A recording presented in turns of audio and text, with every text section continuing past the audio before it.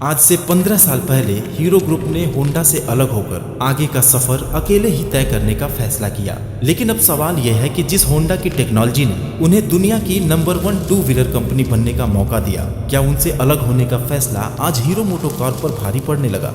जिस Splendor, passion और HF deluxe जैसी बाइक्स के दम पर हीरो ने सालों तक इंडियन टू व्हीलर मार्केट पर राज किया, आज उन्हीं बाइक्स के BS6 मॉडल से लोग परेशान क्यों हैं।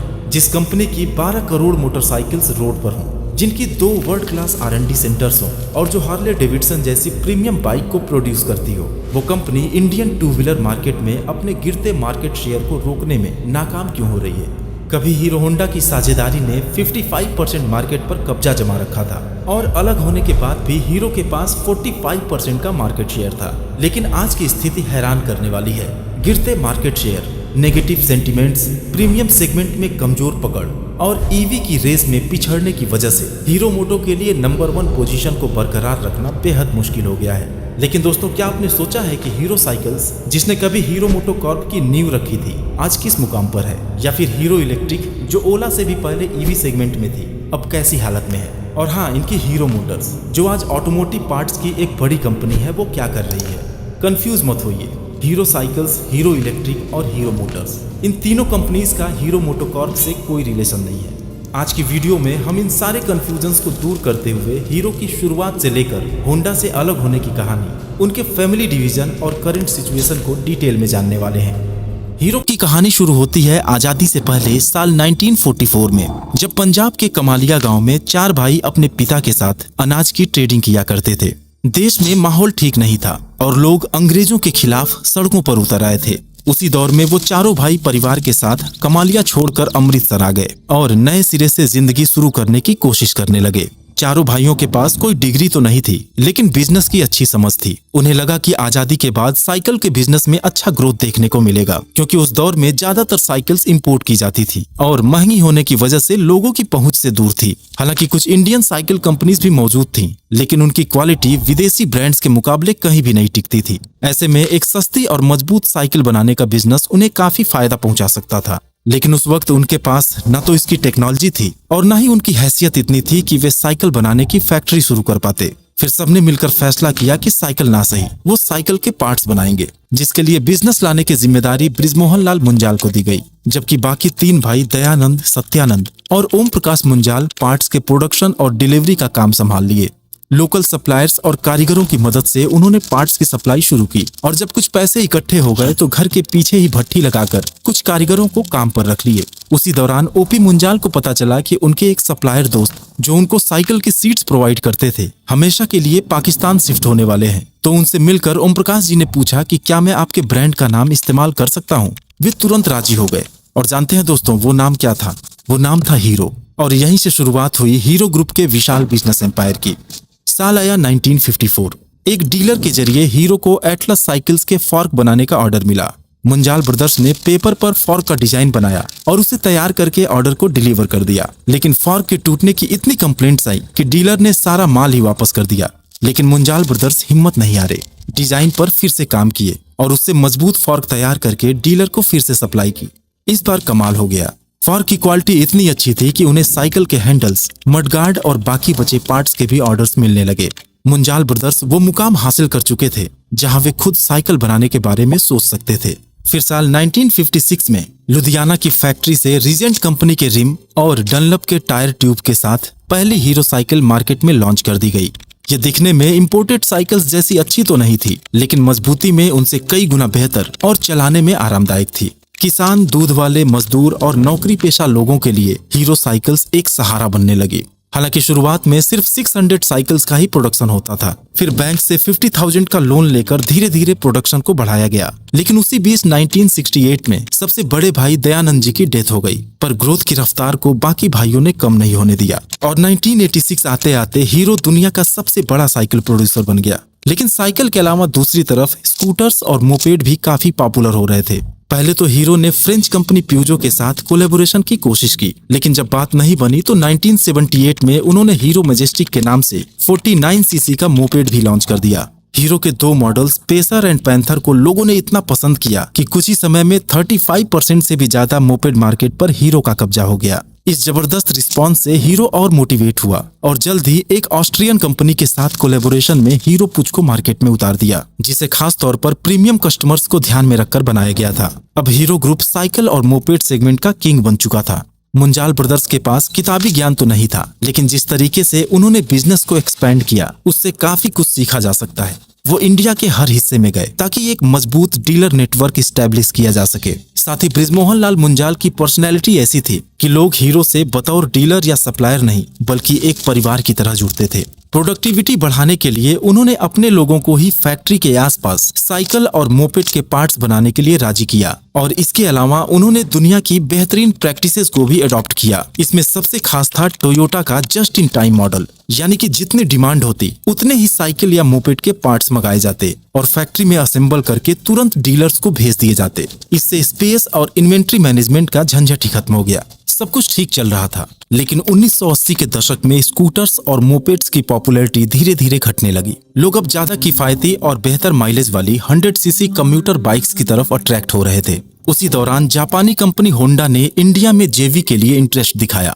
कहा जाता है कि 140 कंपनीज ने होंडा के साथ कोलैबोरेशन के लिए अप्लाई किया, लेकिन महीनों के डिस्कशंस और एक लंबी सिलेक्शन प्रोसेस के बाद आखिरकार 1983 में होंडा ने काइनेटिक को स्कूटर्स के लिए और हीरो को बाइक्स के लिए अपने पार्टनर के रूप में सेलेक्ट किया। दोनों के बीच एक म्यूचुअल एग्रीमेंट हुआ कि बाइक की टेक्नोलॉजी और इंजन होंडा प्रोवाइड करेगा, जबकि बॉडी हीरो बनाएगा। और हाँ, दोनों जब तक इस जेवी में साथ रहेंगे एक दूसरे के अगेंस्ट कोई भी प्रोडक्ट लॉन्च नहीं करेंगे। लेकिन यह एग्रीमेंट एक नॉन कंपटीशन क्लॉज के रूप में नहीं था, यानी कि कोई कानूनी बाध्यता नहीं थी, बल्कि यह एक एथिकल एग्रीमेंट था। बृजमोहन लाल मुंजाल के बेटे रमनकांत मुंजाल को हीरो होंडा की कमान सौंपी गई और 1985 में हरियाणा के धारूहेड़ा प्लांट में बनी हीरो होंडा की पहली बाइक CD100 को इंडियन मार्केट में लॉन्च कर दिया गया। Feel it, shut it, forget it, इस टैग लाइन के साथ हीरो होंडा ने लोगों को एक ऐसी अफोर्डेबल, फ्यूल एफिशिएंट और लो मेंटेनेंस बाइक का ऑप्शन दिया जिसने मार्केट में आते ही तहलका मचा दिया। और CD100 की सक्सेस के बाद उनकी दूसरी बाइक हीरो होंडा स्लीक को मार्केट में उतारा गया। फिर साल आया लिबरलाइजेशन का, जहां एक तरफ बाकी सारी ऑटोमोबाइल कंपनीज विदेशी ब्रांड्स के आने से तगड़ा कंपटीशन फेस कर रही थी, वहीं हीरो होंडा की सेहत पर इसका कोई असर नहीं पड़ा। लेकिन एक शॉक उनको तब लगा जब इसी साल अचानक रमनकांत मुंजाल की डेथ हो गई। लेकिन बृजमोहन जी ने अपने दूसरे बेटे पवन मुंजाल के साथ कंपनी की बागडोर को फौरन अपने हाथ में ले लिया। हीरो होंडा में एक नए दौर की शुरुआत हो चुकी थी, क्योंकि पवन मुंजाल बिजनेस को डाइवर्सिफाई करने के साथ ही अपने ब्रांड को तेजी से दुनिया के हर कोने में पहुंचाना चाहते थे। फिर साल 1994 में कंपनी उस बाइक को मार्केट में लेकर आई जिसने हीरो होंडा की किस्मत बदल दी, हीरो होंडा स्प्लेंडर। सेल्स इतनी तेजी से आगे बढ़ा कि साल 2001 तक हीरो होंडा दुनिया की नंबर 1 टू व्हीलर कंपनी बन गई। अब ऊपर से देखने में तो सब कुछ काफी अच्छा लग रहा था, लेकिन हीरो और होंडा के बीच सब कुछ ठीक नहीं था। उनके बीच कुछ ऐसे मतभेद थे जो धीरे धीरे उनके रिश्तों में दूरियां बढ़ा रहे थे। हालांकि हीरो और होंडा काफी मैच्योर प्लेयर्स थे, इसलिए कंपनी की ग्रोथ या सेल्स पर इसका असर नहीं दिखा। एक तरफ थी होंडा, दुनिया की सबसे बड़ी टू व्हीलर कंपनी, जो ना तो टेक्नोलॉजी में किसी से पीछे थी और ना ही पैसों की कमी थी। सिर्फ इंडियन मार्केट में एंटर करने के लिए उन्होंने हीरो जैसे एक छोटे से साइकिल ब्रांड को सेलेक्ट किया था, लेकिन लिबरलाइजेशन के बाद वह अकेले अपने दम पर इंडिया में बिजनेस करने के लिए आजाद थे। दूसरी तरफ था हीरो, जिसे होंडा ने ही इस मुकाम तक पहुंचाया था। लेकिन जब वो इंडिया के बाहर भी अपने बिजनेस को एक्सपेंड करना चाहे तो होंडा उसमें रुकावट बनने लगा, क्योंकि कुछ पड़ोसी देश जैसे नेपाल, श्रीलंका और बांग्लादेश के अलावा हीरो होंडा की बाइक्स को एक्सपोर्ट करने की इजाजत नहीं थी। इसलिए हीरो ग्रुप को लगा कि अगर आगे बढ़ना है तो खुद का इंजन डेवलप करना होगा, और वो अपने प्रॉफिट का ज्यादातर हिस्सा रिसर्च एंड डेवलपमेंट पर खर्च करने लगे। यह देखकर होंडा को एहसास हुआ कि हीरो अब उनसे अलग होने की तैयारी करने लगा है। फिर क्या था, दोनों कंपनीज ने एक के बाद एक कुछ ऐसे स्टेप्स लेने शुरू कर दिए जिससे उनके बीच की दरार बढ़ती चली गई। जैसे कि साल 95 में होंडा ने श्रीराम ग्रुप के साथ होंडा CL कार्स इंडिया की शुरुआत की और होंडा सिटी को इंडिया में लॉन्च कर दिया। लेकिन 4 व्हीलर सेगमेंट के लिए उसने हीरो ग्रुप को कंसीडर तक नहीं किया। और रही सही कसर 2001 में तब पूरी हो गई जब होंडा ने काइनेटिक के साथ अपने जेवी को खत्म करके Honda motorcycle and scooters India के नाम से एक अलग ही कंपनी स्टैब्लिश कर दी और साल 2001 में होंडा एक्टिवा को मार्केट में उतार दिया।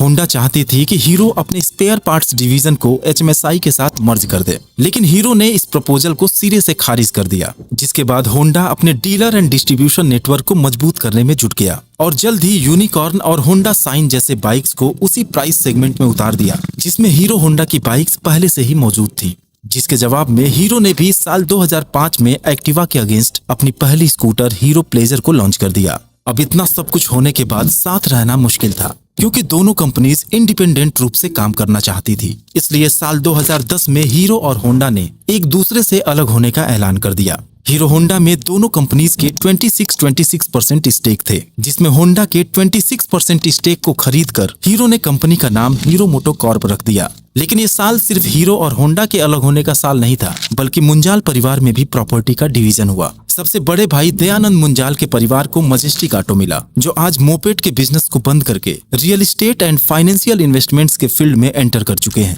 सत्यानंद मुंजाल को हीरो मोटर्स दिया गया, जो आज ऑटोमोटिव कंपोनेंट्स की एक लीडिंग कंपनी है। इसके अलावा हीरो साइकिल्स को ओपी मुंजाल ने संभाल लिया और बाकी बचा हीरो मोटो कॉर्प, जिसकी जिम्मेदारी बृजमोहन लाल मुंजाल को दी गई। लेकिन दोस्तों, अब कहानी पूरी तरह से बदलने वाली थी, क्योंकि हीरो अभी भी अपना खुद का इंजन डेवलप नहीं कर पाया था। उसने होंडा से अगले कुछ सालों तक सपोर्ट के लिए बोला। होंडा राजी तो हुआ कि साल 2014 तक वो अपना इंजन हीरो को प्रोवाइड करता रहेगा, बशर्ते इसके बदले हीरो को मोटा रॉयल्टी पे करना होगा। साथ ही बाइक्स को हीरो होंडा के नाम से ही बेचना होगा। मुंजाल साहब के सामने चुनौतियों का एक पहाड़ खड़ा था, क्योंकि अगले 3-4 सालों में ही उन्हें खुद का R&D सेंटर, मैन्युफैक्चरिंग प्लांट और सप्लाई चेन स्टैब्लिश करना था। लेकिन 2014 में ही राजस्थान के निमराना में अपना पहला प्रोडक्शन यूनिट शुरू करके उन्होंने दिखा दिया कि वाकई में वो हीरो हैं। लेकिन दोस्तों, अलग होने से पहले जिस हीरो होंडा का इंडियन टू व्हीलर मार्केट के लगभग 55% पर कब्जा था, वो अलग होते ही 45% और 20% पर आ गया। लेकिन तब से लेकर आज तक हीरो के मार्केट शेयर में इतनी गिरावट है कि कभी भी होंडा उनसे आगे निकल सकता है। लेकिन आप सोच रहे होंगे कि हीरो तो आज भी नंबर 1 है और स्प्लेंडर और HF डीलक्स की सेल्स के आगे तो होंडा कहीं टिकता ही नहीं। थोड़ा समय दीजिए और आगे के डेटा को देखिए, आप समझ जाएंगे कि हीरो को अपनी बादशाहत कायम रखने के लिए कितने पापड़ बेलने पड़े और उनकी नंबर 1 की पोजीशन पर आज तलवार क्यों लटकी हुई है। दरअसल डिवीजन के बाद हीरो का पूरा फोकस अपने 100cc कम्यूटर सेगमेंट पर था, क्योंकि स्प्लेंडर और पैशन जैसे पॉपुलर ब्रांड तो उनके पास थे, लेकिन होंडा के रिलायबल और रिफाइंड इंजन को रिप्लेस कर पाना बहुत ही मुश्किल काम था। साथ ही मार्केट ट्रेंड में भी थोड़ा बदलाव देखने को मिला, जब शहरों में लोगों का झुकाव 150-180cc परफॉर्मेंस बाइक्स की तरफ होने लगा, जिसका फायदा उठाया बजाज, TVS और होंडा ने। हालांकि गांव और छोटे कस्बों में हीरो का दबदबा बरकरार रहा। दूसरी तरफ अगर हम स्कूटर्स की बात करें तो होंडा ने साल 2001 में एक्टिवा को लॉन्च कर इंडियन स्कूटर मार्केट में एक नया ट्रेंड सेट कर दिया था और कस्टमर डिमांड के हिसाब से लगातार अपग्रेड करके ऐसी ब्रांड वैल्यू क्रिएट की कि आज भी इंडियन स्कूटर्स के 50% मार्केट पर एक्टिवा का ही दबदबा है। इसके बाद TVS जुपिटर और एंटॉर्क जैसे स्कूटर्स ने भी अच्छा परफॉर्म किया, लेकिन हीरो मोटो इस सेगमेंट में भी कुछ कमाल नहीं कर पाई। हीरो प्लेजर को थोड़ी बहुत सक्सेस मिली, लेकिन उसके बाद मेस्ट्रो, डेस्टिनी और जूम जैसे स्कूटर्स भी उनका मार्केट शेयर 15-20% से ऊपर नहीं ले जा सके। रही बात इलेक्ट्रिक स्कूटर्स की, तो उसमें भी हीरो मोटो काफी पीछे रह गया। साल 2022 में उसने वीडा के नाम से इलेक्ट्रिक स्कूटर्स लॉन्च किए थे, लेकिन तब तक ओला, एथर, बजाज और TVS मार्केट में अपनी पकड़ बना चुके थे। आप सोच रहे होंगे कि हीरो ने तो ऑप्टिमा, फोटॉन और हीरो फ्लैश के नाम से सबसे पहले अपने इलेक्ट्रिक स्कूटर्स लॉन्च किए थे। हाँ, हीरो इलेक्ट्रिक ने लॉन्च किए थे, लेकिन वो बृजमोहन लाल मुंजाल की हीरो मोटो कॉर्प से अलग है। दरअसल 2007 में सत्यानंद मुंजाल के बेटे नवीन मुंजाल ने हीरो इलेक्ट्रिक को स्टैब्लिश किया था। उन्हें फर्स्ट मूवर होने का फायदा भी मिला और 2010 तक 60-70% मार्केट पर उनका ही राज था। लेकिन फैमिली डिवीजन के वक्त एक एग्रीमेंट हुआ था कि हीरो मोटो हीरो के नाम से इलेक्ट्रिक सेगमेंट में नहीं उतरेगा। लेकिन कुछ ऐसे इंसिडेंट हुए कि 2020 आते आते हीरो इलेक्ट्रिक मार्केट से लगभग गायब ही हो गया और इस सेगमेंट के पोटेंशियल को देखते हुए हीरो मोटो ने वीडा के नाम से अपने इलेक्ट्रिक स्कूटर को लॉन्च कर दिया। लेकिन इन सब के बावजूद हीरो को एक और बड़ा झटका लगा 2020 में, जब गवर्नमेंट ने BS6 एमिशन नॉर्म्स को लागू किया। बड़ी मेहनत से तो हीरो ने अपना इंजन डेवलप किया था, जिसमें फिर काम करने की जरूरत पड़ गई और उनकी जो i3S और XSense टेक्नोलॉजी लोगों का भरोसा जीतना अभी शुरू ही की थी, उस पर भी काफी नेगेटिव असर पड़ा। वजह थी कि जहां एक तरफ स्प्लेंडर और HF डीलक्स जैसे पॉपुलर बाइक्स के दाम में 5 to 10,000 का इजाफा हो गया, वहीं दूसरी तरफ इंजन के पावर एंड परफॉर्मेंस में भी कमी महसूस हुई। इंजन पहले जैसा स्मूथ नहीं रहा और थ्रॉटल रिस्पांस में भी कमी देखने को मिली। ये सारे रीजंस काफी थे हीरो मोटोकॉर्प की सेल्स को नीचे ले जाने के लिए। और आज की बात करें तो हीरो और होंडा के बीच सेल्स का फासला इतना कम हो गया है कि अगर जल्द ही होंडा हीरो से आगे भी निकल जाए तो हैरानी नहीं होगी, क्योंकि जिस हीरो का मार्केट शेयर 45% था वो 2024 के सेल्स डेटा के हिसाब से 31% पर आ गया है, जबकि होंडा 20% से बढ़कर लगभग 30% मार्केट पर कब्जा कर चुका है। लेकिन दोस्तों, जिस हीरो को नंबर 1 पर रहने की आदत हो वो हार कैसे मान सकता है।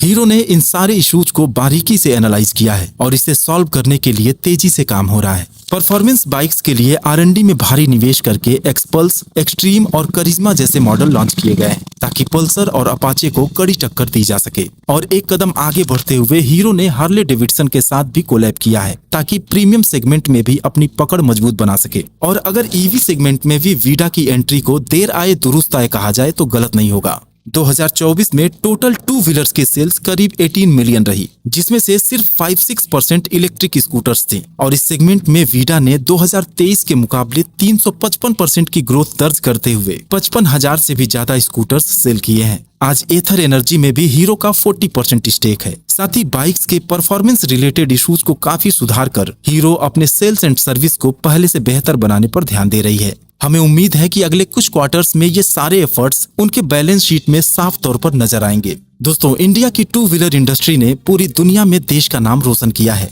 चाहे वो हीरो, बजाज, TVS हो या रॉयल एनफील्ड। एक हेल्दी कंपटीशन हमेशा देश की इकोनॉमी और कंज्यूमर्स के लिए फायदेमंद साबित होता है।